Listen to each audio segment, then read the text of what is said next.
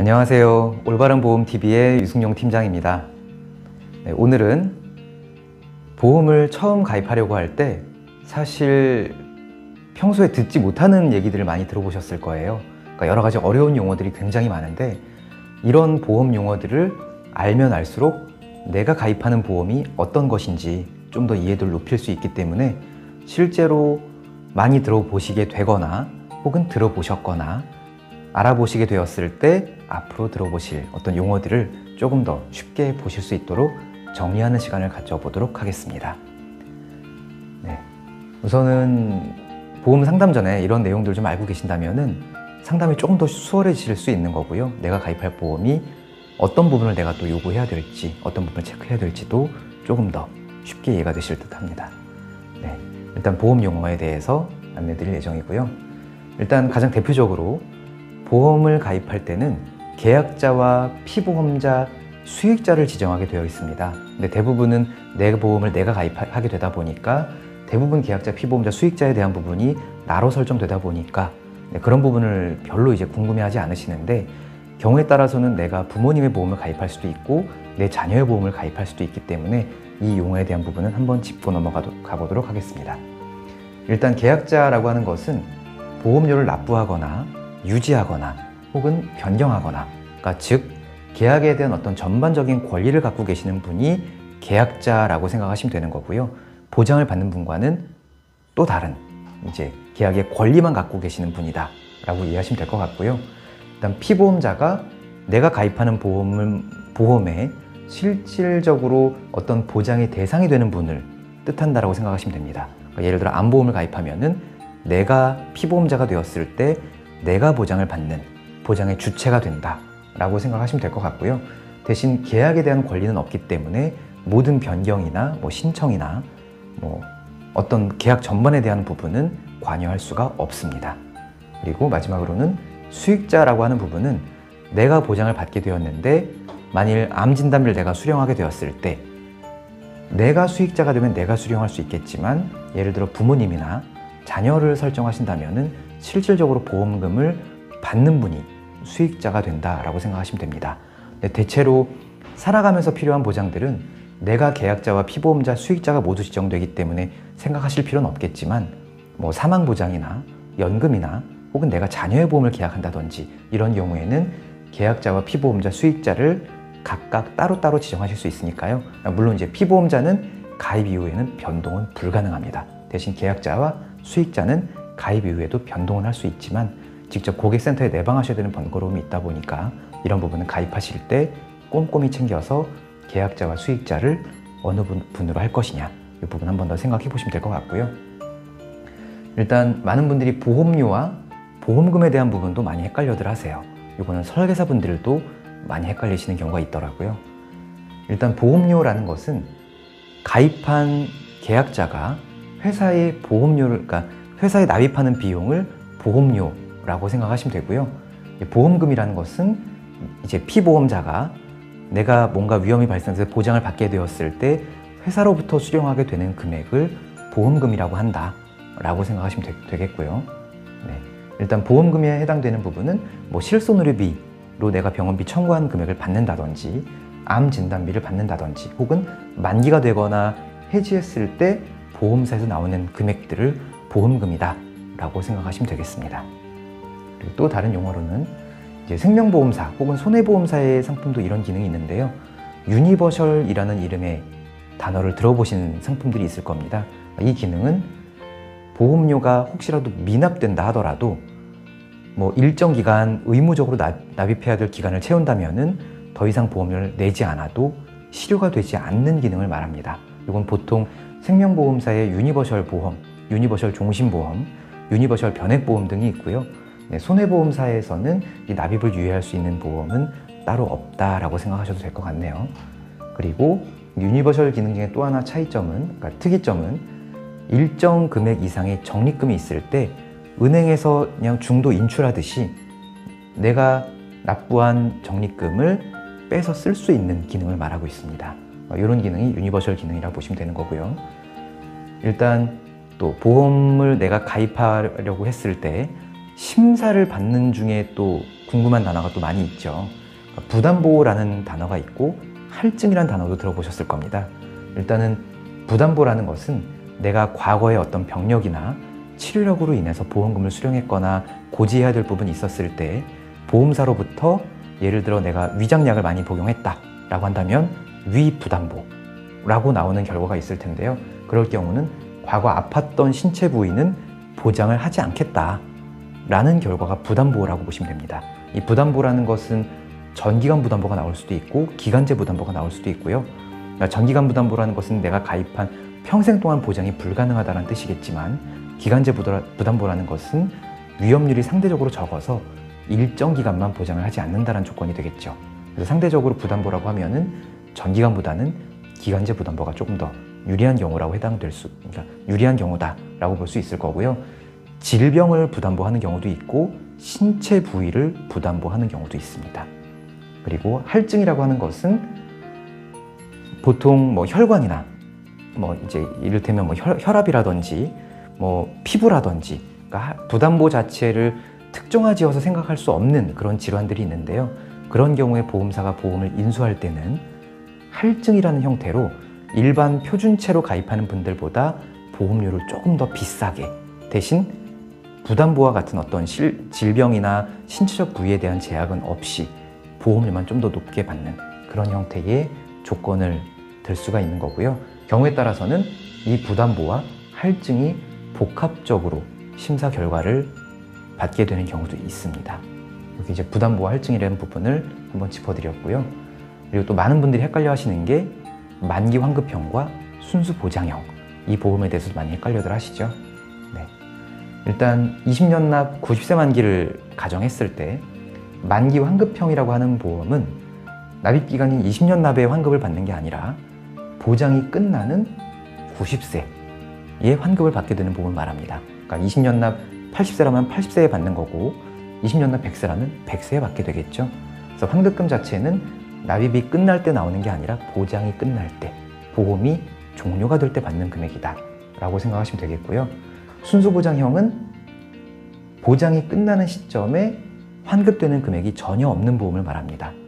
그래서 이런 이제 순수보장형 상품 같은 경우도 만기 시에는 그러니까 보장이 끝날 때는 환급금이 없지만 중도의 보험을 해지하거나 혹은 중도의 보험을 중간에 빼거나 삭제하거나 이런 경우에 어떤 조정을 거치게 되었을 때는 부분적인 해지 환급금 혹은 중도 해지 환급금을 받으실 수 있습니다. 그러니까 환급률표는 그래프로 표현하자면 이런 형태가 되겠죠.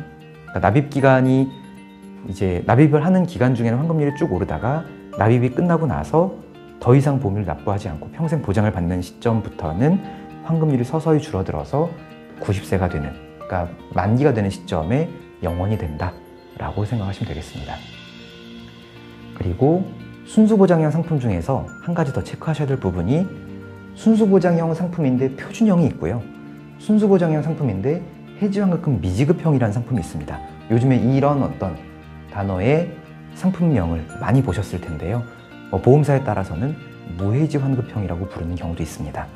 일단은 표준형 상품은 역시나 순수보장형이기 때문에 만기 시에는 환급금이 제로가 되겠고요.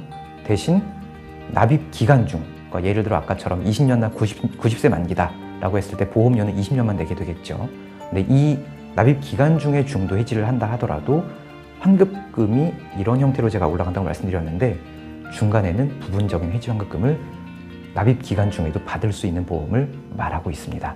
반면 해지환급금 미지급형 보험의 경우는 조금 전에 말씀드렸던 표준형이고요.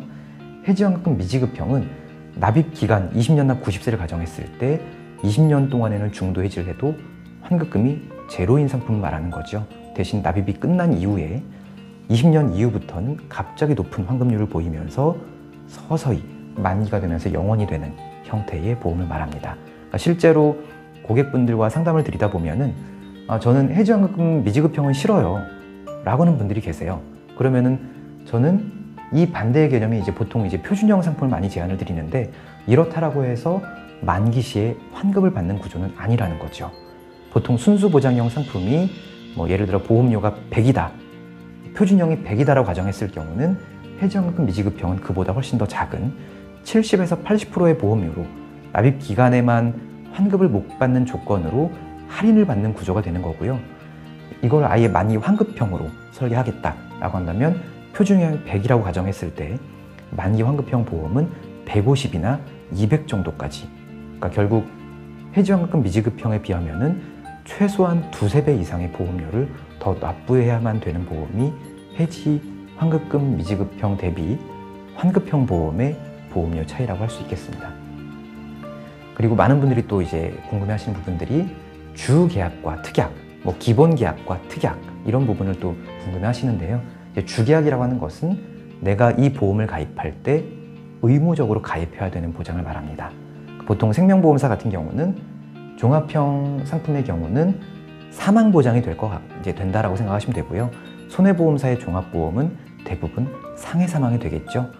그리고 특약은 내가 원하는 수십 가지 혹은 100여 가지 이상에 이르는 여러 가지 어떤 암이나 뇌질환이나 심장질환과 같은 진단비, 각종 상해나 질병 후유장애, 혹은 각종 수술비, 입원비, 여러 가지 다양한 특약으로 내가 원하는 보장을 구성할 수 있는 부분이 특약이다 라고 생각하시면 되겠습니다. 그래서 보통은 생명보험은 주계약이 일반 사망의 경우가 많고요. 손해보험은 상해 사망이 대부분이 주계약인 경우가 많습니다. 네, 일단 주계약과 특약은 내가 어쩔 수 없이 가입하는 보장, 특약은 내가 원하는 대로 구성할 수 있는 보장. 그러니까 결국에는 내가 주계약을 원한다면 주계약을 높게 하시면 되는 거고요. 내가 특약을 많이 원한다.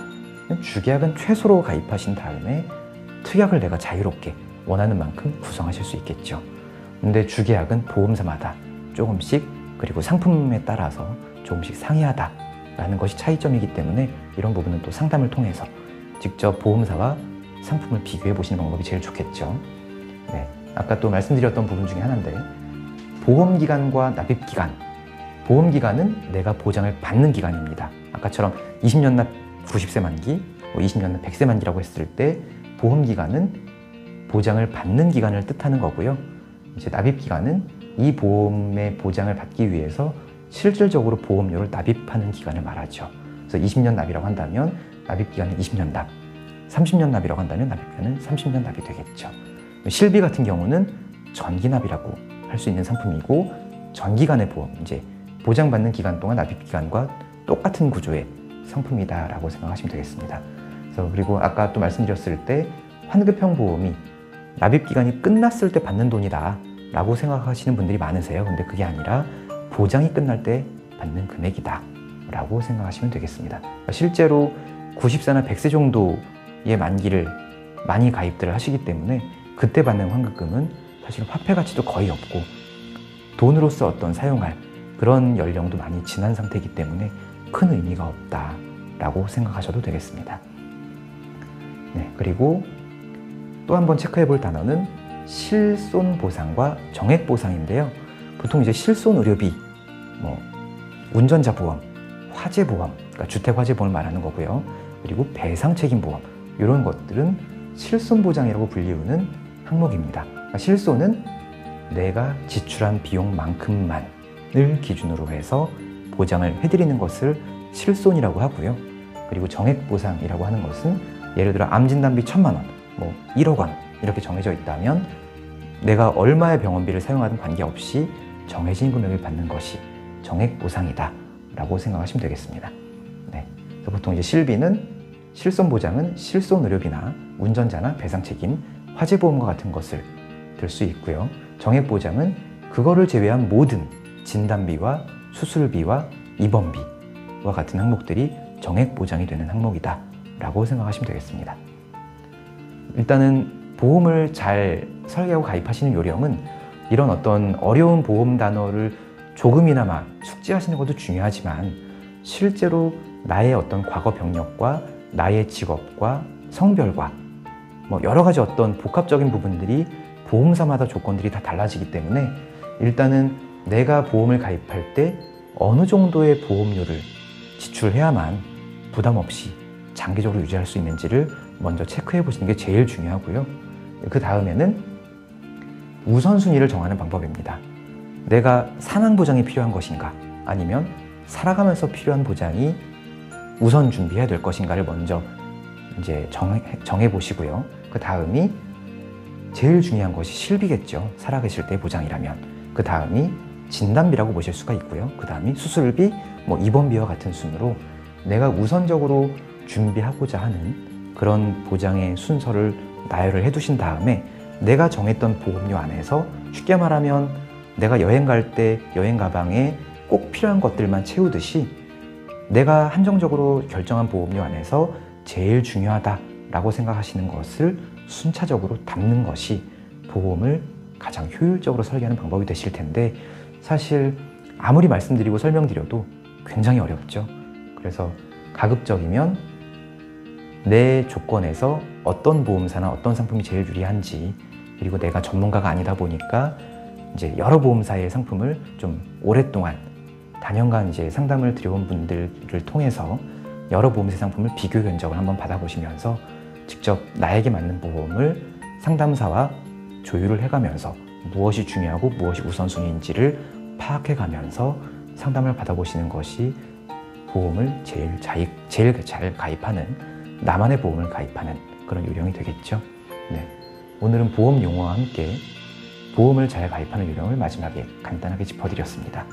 또 다른 어려운 용어가 있으시다면 밑에 댓글로 질문을 남겨주시면 제가 자세하게 설명을 풀어드리도록 하겠습니다.